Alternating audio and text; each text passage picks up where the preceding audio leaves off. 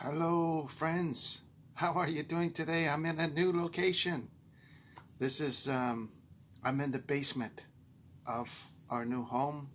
And there's something that I really like about this place was that it came with shelves. So as you can see behind me now, I don't have them organized, but I'm going to just give you a brief look at some shelves that this particular place came with.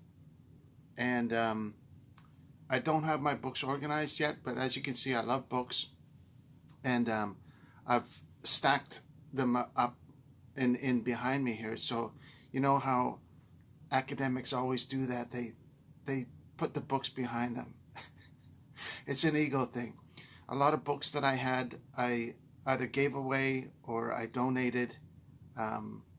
Very few I've ever thrown out. I might have had some that were water damaged that I had to throw out, but I just dumped the books that I did have that I had been holding onto in storage for quite some time, and I finally have room for them.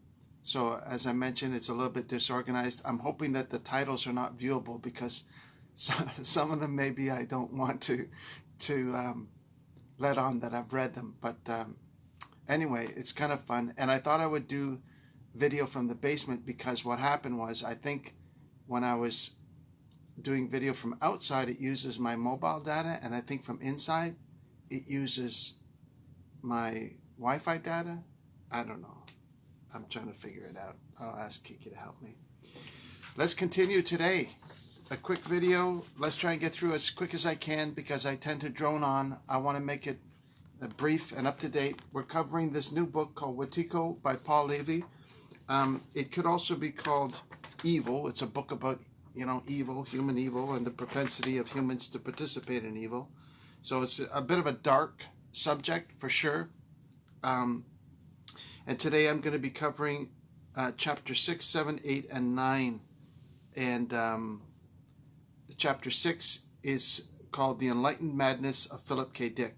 As I've mentioned before, he's a sci-fi writer who wrote many sci-fi books, but the one that struck me is the one that the movie Blade Runner was based on. You might know him from that. And he adopts him as kind of describing Wetiko as well. Philip K. Dick used to talk about the Black Iron Prison. And so the author adopts that term and starts using Wetiko / Black Iron Prison. It's kind of a little bit presumptuous of the author. Every time he finds a new subject to study, he says, oh, he's talking about Wetiko. Oh, he's talking about Wetiko. Oh, this is Wetiko. Or this is Wetiko as well.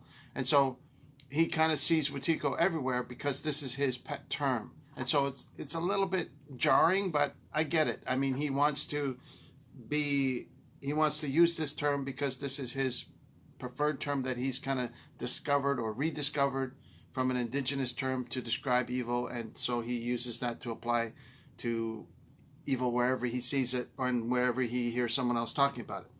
So we take that into account. He references the movie The Matrix, that of course he says that talks about Wetiko as well. And he provides some good quotes in chapter 6. I'm not going to go into too much detail on those. Chapter 7 is called Are We Humans Terminally Insane or Just Waking Up?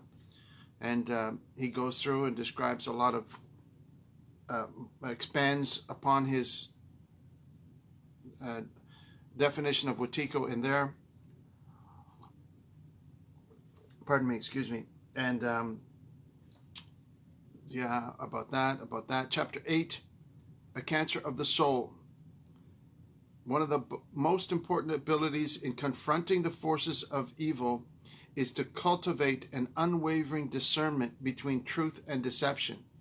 And so slowly he starts getting towards the importance of lying, right?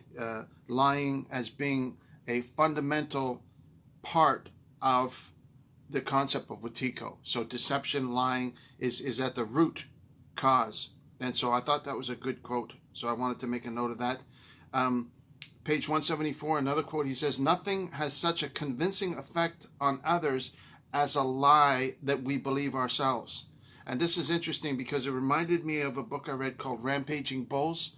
And when we're faced with people who are, you could call them con artists, confidence men, or deceivers. They could be political deceivers. They could be economic deceivers. Oftentimes, they are people that take advantage of others, and they have convinced themselves that what they're speaking, even though it's a lie, they believe it themselves.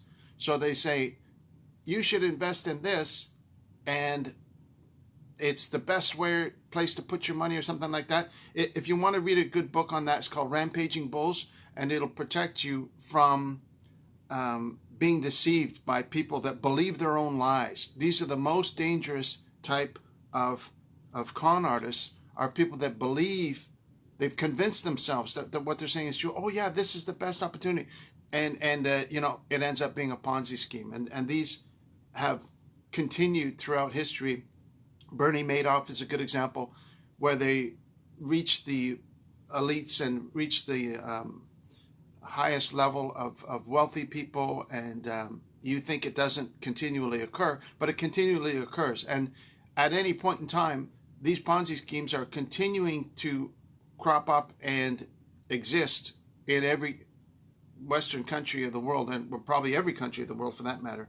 And so some of the quotes that he makes are valuable to protect ourselves from that.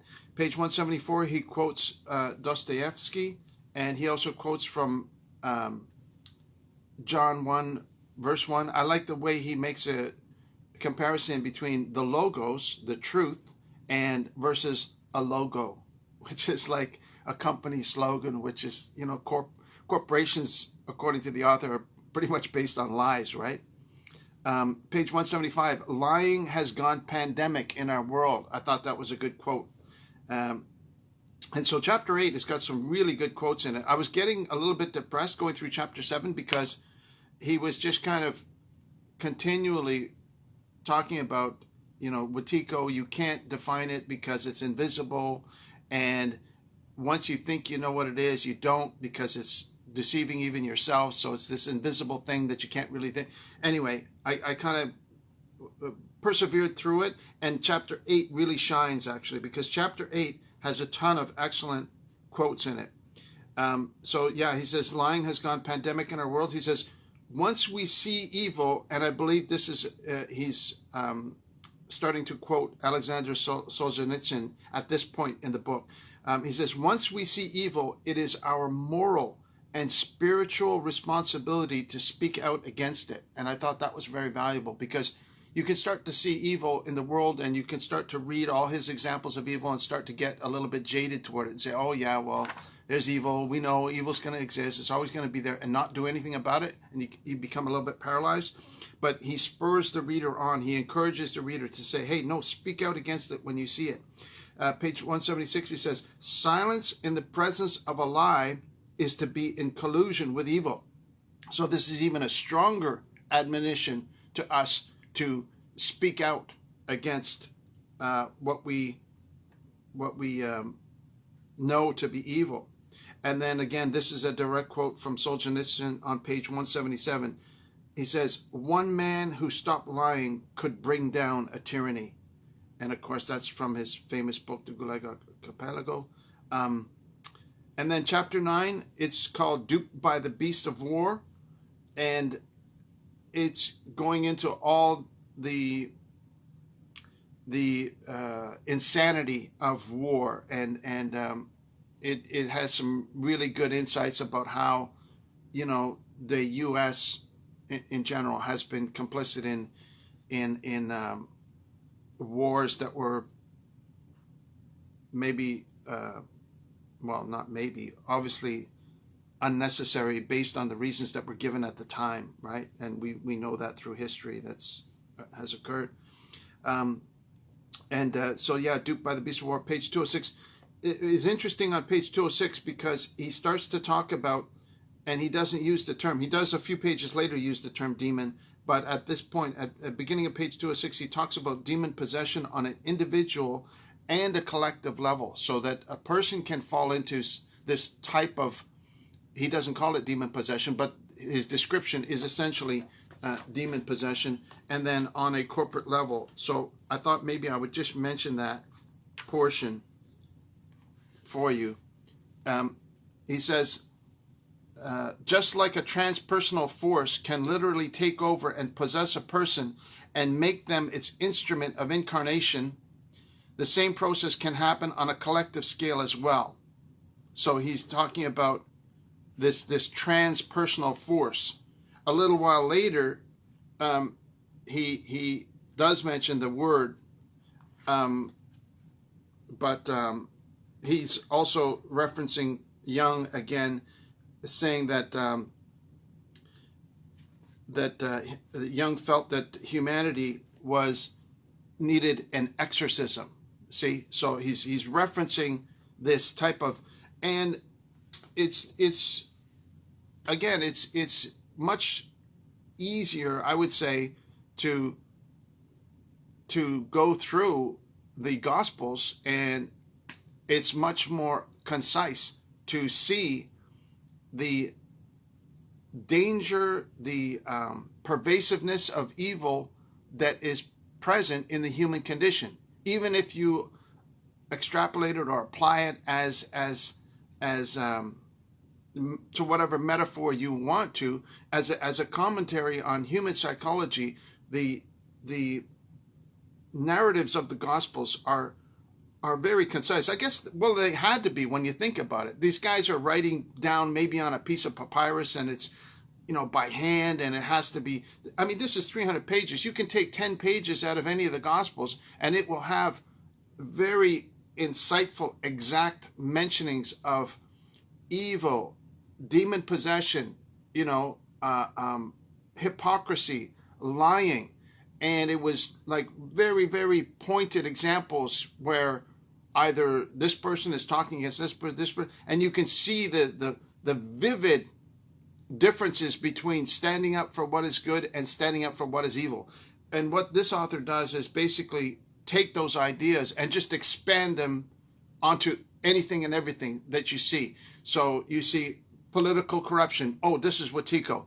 Wars. This is the spirit of Wetiko.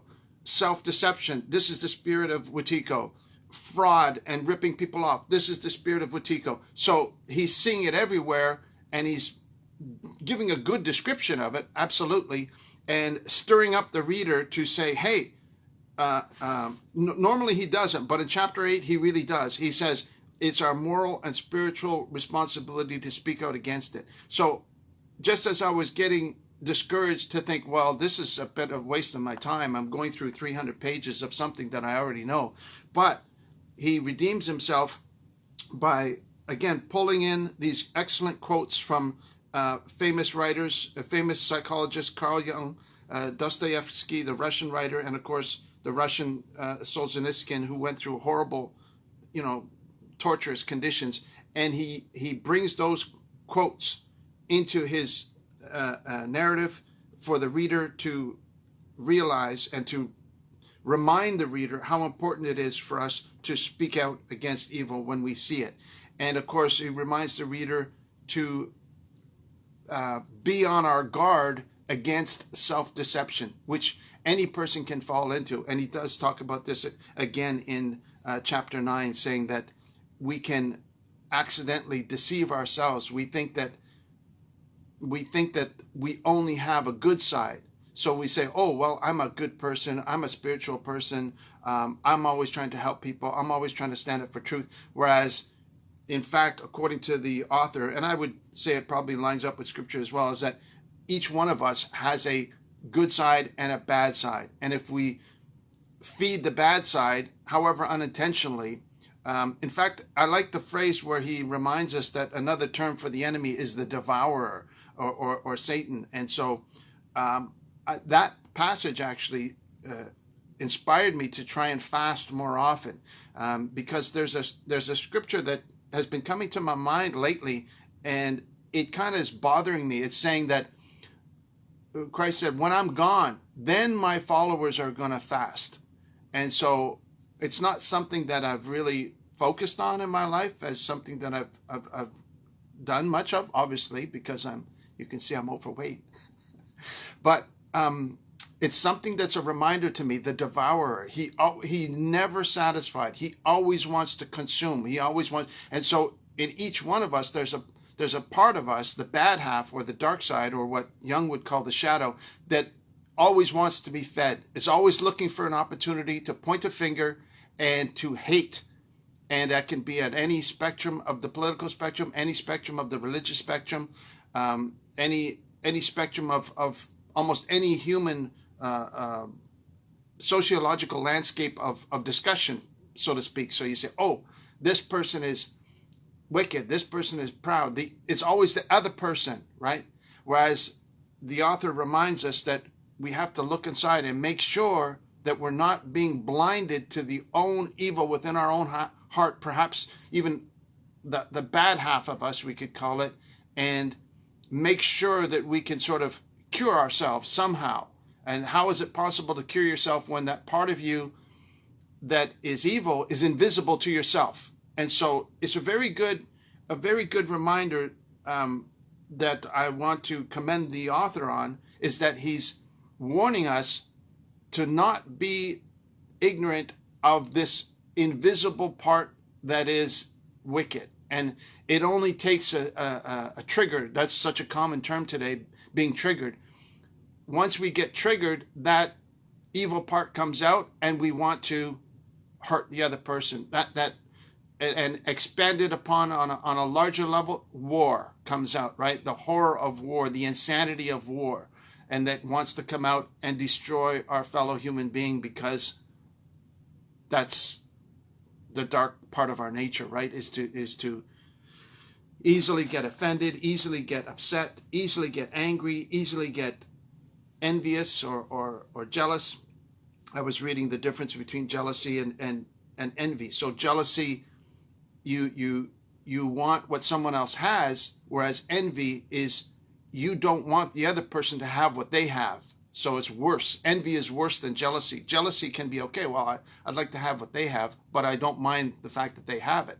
But envy is you want to have what they have, but not only you want to have what they have, you want to destroy what the other person has. So envious is a much more insidious type of evil, if you want to call it that. But anyway, so we've reached up to chapter 10.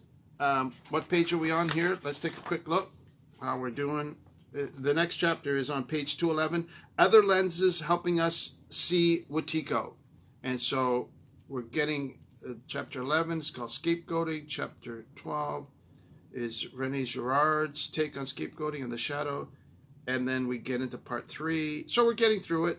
We're about maybe almost 2/3 of the way through. So thank you so much for watching. I'm excited to be in this new environment, and it's quiet down here too. It's like I'm in the bowels of the house and nobody can disturb me down here. So I'm pretty happy to be here. I know it's ego food to be sitting in front of my books, and it's vanity. I absolutely confess that, but I hope I can sort of start to arrange these books, and maybe some I'll have to take to Value Village and donate them. There is a great place for books I want to mention. In fact, I'll try and find the link for it. There is a place in Floridale, which is not far from where I am right now, just north of Waterloo. And there's a lady who has her own big, huge thrift store in a barn on her property. It's literally this huge barn that they've converted, and they turned it into like a thrift store. And it has a huge collection of books. I believe her name is Metzger, but I'll have to look it up. I'm sorry. And she often posts on Facebook, and she sells books for $1 each. And you can take a bag and you can get, full of books. And she has a great selection. It's like walking into a decent sized library, really. And so I visited there and I picked up a couple of books, but I definitely want to go back. So if I find that link, I'll post it for you. If you're looking for inexpensive books, that's a great source, which is local to the KW region. So again, thank you so much for watching. And I want to say hello to Randy. Hello, Randy. I want to say hello to Steve Gadbois, who's watching, Randy Zimkowski, who's watching. And I hope you guys have a fantastic day wherever you are. Don't be holed up in a basement like me, like a mole underground. Be outside and get some fresh air and sunshine. I hope you do. I hope this video comes out okay, because I'm in a new spot trying it out, and we'll catch you again real soon. Hope you had a great Canada Day as well, and hopefully I'll talk to you again soon. Maybe we'll have a video tomorrow or Monday or sometime soon, and we'll get through this very interesting book about Wetiko, about identifying evil and speaking out against it. Right on. We'll stand up for the light. Talk to you soon. Take care, everybody. God bless you. Love you very much. Hope you have a wonderful day. Bye now. Take care. Bye-bye.